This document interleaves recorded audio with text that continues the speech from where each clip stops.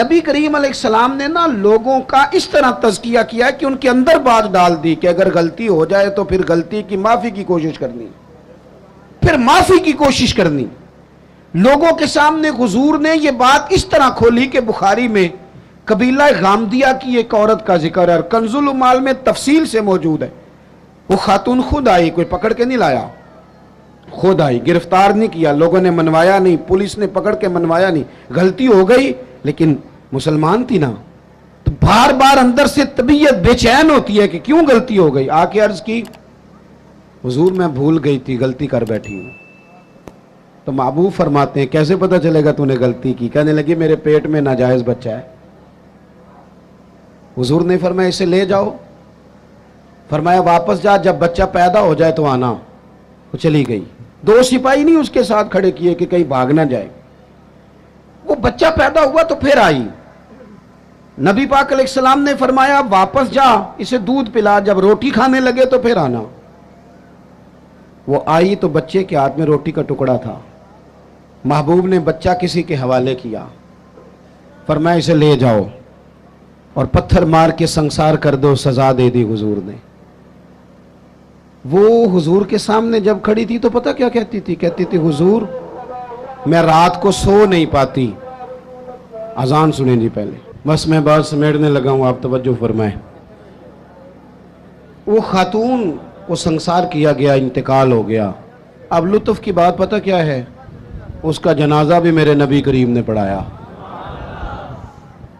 کسی شخص نے کوئی جملہ کہہ دیا، کہا کہ یہ کیا بات ہوئی کہ اتنی اس شخص نے غلطی کی، کوئی ایک بات کہہ دی، تو پتہ ہے حضور نے کیا فرمایا؟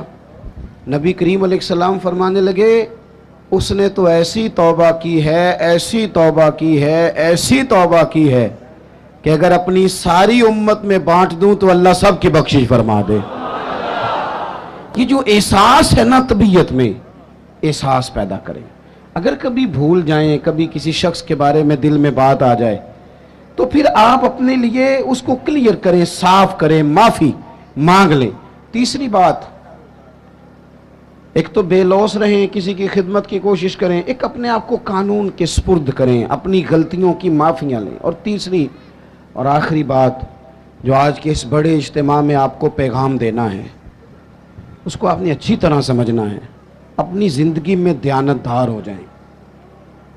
نبی پاک صلی اللہ تعالی علیہ وسلم نے ڈوبے ہوئے سورج کو موڑا ہے، حضور نے چاند کے 2 ٹکڑے کیے ہیں، ہاں نہ تو کرے نا۔ درختوں نے حضور کو سجدہ کیا ہے، پتھروں نے کلمہ پڑھا ہے، میرے محبوب کو رب نے بڑے معجزات دیے، معراج عطا کیا ہے۔ لیکن مسلمانوں سنو، تمہارے اور میرے محبوب کا سب سے پہلا تعارف یہ ہے کہ وہ صادق اور امین ہے۔ سب سے پہلے لوگوں نے جس نام سے جانا وہ صادق اور امین ہے۔ یا رسول اللہ مومن بزدل ہوتا ہے؟ فرمایا ہو جاتا ہے کبھی۔ مومن کنجوس ہوتا ہے؟ کبھی ہو جاتا ہے۔ یا رسول اللہ مومن جھوٹا ہوتا ہے؟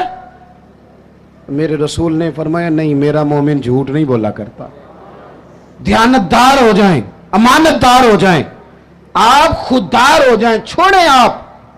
وہ کسی درویش نے کہا تھا لوگوں نے اتنا پایا نہیں جتنا میں نے ٹھکرایا ہے۔ تھوڑا ٹھکرانا بھی سیکھیں، تھوڑی خودداری بھی پیدا کریں۔ دیانتدار ہونے کے لیے کفایت شعار ہونا ضروری ہے، تھوڑے پہ گزارا کرنا سیکھیں۔ ایک وقت روٹی کھائیں۔ ہم دیہاتی لوگ ہیں، ہمارے بڑے بوڑھوں نے ہمیں سبق پڑھایا ہے کہ گندم سے بڑھولا بھر لو اور مرتبان سے اچار بھر لو، پھر تمہیں کسی جگہ جانے کی ضرورت ہے بالکل نہیں، قطعاً نہیں۔ تھوڑا کھاؤ میرے دوستو، لیکن رزق حلال طیب۔ اگر امانت دار نہیں رہو گے پھر بھکاری بھی بنو گے، پھر ملاوٹیں بھی کرو گے، پھر تو اس طرح کے برے حالات ہوتے ہیں کہ لوگ جانوں سے کھیلتے ہیں، دوائیوں میں بھی ملاوٹیں کرتے ہیں۔ امانت داری حضور کی سب سے پہلی تعریف لوگوں نے کی۔ کبھی بھی زندگی میں کبھی بھی بددیانتی کا مظاہرہ نہ کریں۔ اور دیانتدار کس کے ساتھ ہونا ہے؟ میں اپنے ممبر سے ہو جاؤں اور کونسلر اپنی کرسی سے ہو جائے، ڈاکٹر اپنے آپ سے ہو جائے، طالب علم اپنے علم سے ہو جائے، استاد اپنی ڈیوٹی سے ہو جائے، استاد کا احترام بڑا ضروری ہے، پر استاد کو اجازت نہیں کہ کلاسیں کھیل رہی ہوں اور استاد سموسے منگا کے کھا رہے ہوں، وہ بھی تو ڈیوٹی کرے نا اپنی ٹائم پہ۔ مزدور کی مزدوری پسینہ خشک ہونے سے پہلے دینی ہے، پر مزدور کو اجازت نہیں کہ وہ روٹی کھانے جائے تو گھنٹہ وہیں بیٹھا رہے، وہ 10 منٹ کونے میں بیٹھ کے چائے پینے جائے اور 20 منٹ وہ سگریٹ بھی پیتا رہے۔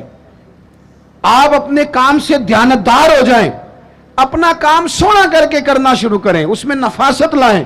مجھے بتائیں، اگر کپڑا بنانے والا صحیح بنائے، باقی کے کام نہ دیکھے اپنا دیکھے، بنانے والا صحیح بنائے اور سینے والا وہ صرف بیٹے بیٹھ جاؤ، او پتر بیٹھ جاؤ نیچے بیٹھو، سینے والا صحیح سیے، بنانے والا صحیح بنائے تو ساری دنیا کو صحیح کپڑے ملنے لگ جائیں گے نا۔ اگر دوائی بنانے والا وہ کوئی اور کام نہ کرے، دوائی صحیح بنائے تو یہ کام سارا مسئلہ لوگوں کا حل ہوگا کہ نہیں ہوگا؟ ہم نہ دوسروں کے کاموں پہ نظر رکھتے ہیں، فلانا ٹھیک نہیں چل رہا، اسے چھوڑیں، آپ ٹھیک چل رہے ہیں، چھوڑیں اسے، آپ ٹھیک ہیں، آپ صحیح چل رہے ہیں، آپ کے معاملات بہتر ہیں۔ میں آپ کو ذاتی طور پہ بتاتا ہوں، میرے قریب والے دوست جانتے ہیں، کبھی زندگی میں کوئی کام خراب ہو جائے، کوئی پلان کیا تھا اس میں کوئی کمزوری رہ جائے تو میں کہتا ہوں پہلے مجھے اپنی غلطیاں ڈھونڈ لینے دو۔